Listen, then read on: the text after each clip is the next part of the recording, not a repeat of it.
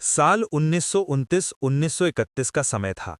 भगत सिंह, राजगुरु और सुखदेव पर लाहौर षड्यंत्र केस चला। उनका अपराध अंग्रेज अफसर सॉन्गर्स की हत्या और असेंबली में बम फेंकना। ब्रिटिश सरकार ने कठोर सजा दी, फांसी।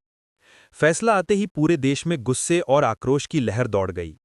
भगत सिंह युवाओं के नायक बन चुके थे। गांधी जी की स्थिति। उस समय गांधी जी गोलमेज सम्मेलन से लौटकर अंग्रेज सरकार से बातचीत कर रहे थे। वे अहिंसक आंदोलन और समझौते की राह पर चल रहे थे।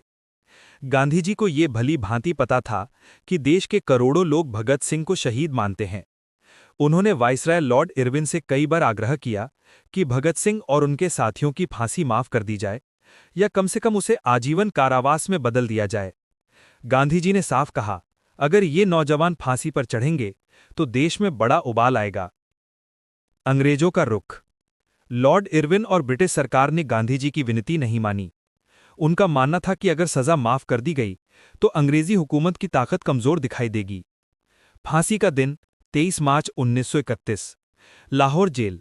भगत सिंह, सुखदेव और राजगुरु हंसते हंसते फांसी पर चढ़ गए। देश रो पड़ा। लोगों को ये गलतफहमी हो गई कि शायद गांधी जी और कांग्रेस ने अंग्रेजों से समझौते में शर्त रखकर भगत सिंह को बचाया नहीं। गांधी जी पर आरोप और उनकी पीड़ा। फांसी के बाद बहुत से नौजवान नाराज हुए और बोले, गांधी जी ने भगत सिंह को बचाया क्यों नहीं? गांधी जी ने कहा था, मैंने अपनी पूरी शक्ति से कोशिश की थी, लेकिन अंग्रेज सरकार ने मानने से साफ इनकार कर दिया था। गांधी जी को खुद भी ये घटना बहुत दुखी कर गई थी।